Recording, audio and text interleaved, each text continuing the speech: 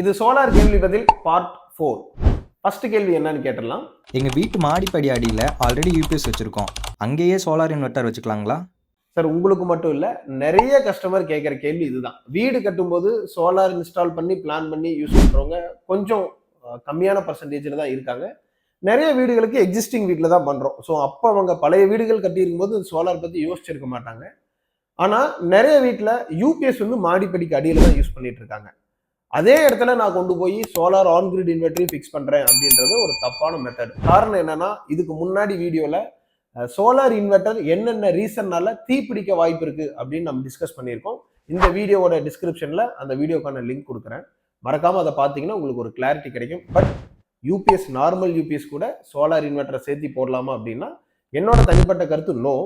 எப்போ எஸ் அப்படின்னா, ஒரு நல்ல ஸ்பேஸ் இருக்கணும். ஒரு ரூம் இதுக்காகவே கட்டியிருக்கீங்க, அந்த ரூமில் மீட்டர் பாக்ஸ் இருக்கு, யூபிஎஸ் வச்சிருக்கோம், சைடில் ஸ்பேஸ் இருக்கு, ஒரு நல்ல வென்டிலேஷன் இருக்குன்னா அங்கே யூஸ் பண்ணலாம். ஆனால் ரொம்ப ஸ்பேஸ் இல்லாத இடத்துல நீங்கள் நார்மல் பேட்டரி யூபிஎஸ் வைக்கிற இடத்துல இந்த இன்வெர்டர் வைக்க வேண்டாம். ரெண்டாவது, நார்மல் யூபிஎஸ்ஸாக இருந்தால் கூட நீங்கள் ரொம்ப கன்சிஸ்டண்டான ஸ்பேஸில் யூஸ் பண்ணீங்க அப்படின்னா ஆசிட்டோட நெடி வரும். அது ரொம்பவுமே டேஞ்சரானது. அதனால முடிஞ்ச அளவுக்கு எலக்ட்ரிக்கல் எக்யூப்மெண்ட்டை நல்ல காற்றோட்டம் இருக்கிற ஏரியாவில் வைங்க. அதுதான் உங்களுக்கு ரொம்ப சேஃபாக இருக்கும். சப்சிடியில் டிசிஆர் சோலார் பேனல் தான் போடணும்னு சொல்கிறாங்க, அப்படின்னா என்னங்க சார்? டிசிஆர்னா என்ன அப்படின்றதும் ஆல்ரெடி நம்ம வீடியோ போட்டிருக்குங்க. பட் இருந்தாலும் சிம்பிளாக புரியுற மாதிரி சொல்கிறேன். டொமஸ்டிக் கண்டென்ட் ரெக்யர்மெண்ட், இதுதான் இதோட அப்ரிவேஷன். நீங்கள் கூகுளில் பார்த்தாலே தெரியும். பட் இது ஏன் கொண்டு வந்தாங்க அப்படின்னா, சோலார் பேனல்ஸ் வந்து சப்சிடி மூலமாக இன்ஸ்டாலேஷன் பண்ணும்போது நிறைய ஃபோர்ஜரி நடந்தது. அதாவது என்னன்னா, ஒரு வீட்டுக்கு சோலார் போட்டு அதை அப்படியே எடுத்துகிட்டு போய் இன்னொரு வீட்டுக்கு போடுறது, second handle used solar panel வாங்கிட்டு வந்து போடுறது, இதையெல்லாம் பண்ணிட்டு இதுக்கான பில்லை மட்டும் பெருசாக காமிச்சு சப்சிடி வாங்குறது, இந்த மாதிரியான நிறைய விஷயங்கள் நடந்தது. ஸோ இதை எல்லாமே வந்து கண்ட்ரோல் பண்ணணும். அண்ட் தென் நம்ம வந்து மேக் இன் இந்தியா கான்செப்டையும் என்கரேஜ் பண்ணணும். அப்படிங்கும்போது இந்த டிசிஆர் கான்செப்டை உள்ள கொண்டு வந்தாங்க.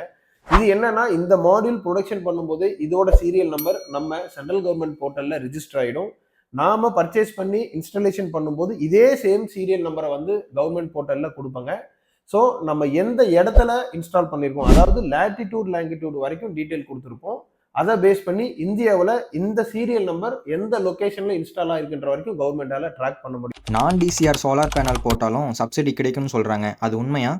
இல்லை, நான் டிசிஆருக்கு வந்து பார்த்துட்டீங்கன்னா உங்களுக்கு சப்சிடி எப்பவுமே கிடையாதுங்க. ஸோ நான் டிசிஆர் இன்ஸ்டால் பண்ணி நான் சப்சிடி கிளைம் பண்ணிக்கலாம்னா, ஃபர்ஸ்ட் ஆஃப் ஆல் உங்களுக்கு அப்ளிகேஷன் ப்ராசஸ் பண்ணும்போது இது ரிஜெக்ட் ஆகிடும். ஏன்னா சீரியல் நம்பர் மேட்ச் ஆகாது. சப்போஸ் நீங்கள் ஃபேக்காக வேற ஒரு டிசிஆரோட சீரியல் நம்பர் கொடுத்து பண்ணலாம் அப்படின்னாலும் ஃபியூச்சரில் அதே நம்பர் எங்கேயாவது யூஸ் பண்ணும்போது ப்ராப்ளம் தான் வரும்.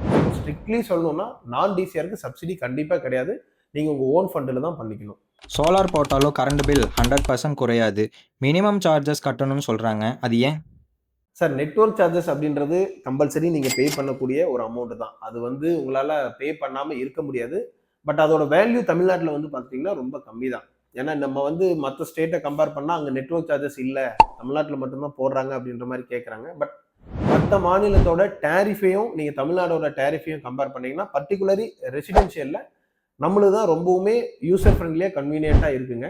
இந்த நெட்வொர்க் சார்ஜஸுமே இல்லைன்னா இபியை வந்து மெயின்டைன் பண்ண முடியாது. அதாவது ஒரு பர்டிகுலர் சப்ஸ்டேஷன்ல இருந்தோ இல்லை பர்டிகுலர் ஏரியாவுக்கோ பவர் சப்ளை கொடுத்துட்டு இருக்காங்க. அந்த ஏரியாவில் ஒரு 100 வீடு இருக்கு, 100 வீடுமே சோலார் போட்டீங்க அப்படின்ற பட்சத்தில் அங்கே எந்த சார்ஜஸுமே பண்ணலை அப்படின்னா அந்த ஏரியாவை மெயின்டைனே பண்ண முடியாதுங்க. இதுதான் ஓவராலாக நம்ம புரிஞ்சுக்க வேண்டிய விஷயம். கம்பல்சரி ஒரு மினிமம் சார்ஜஸ் நீங்கள் கொடுக்குறீங்க, அது வந்து ஒரு சர்வீஸ் பர்பஸாக தான் இருக்கும், கொடுத்து தான் ஆகணுங்க.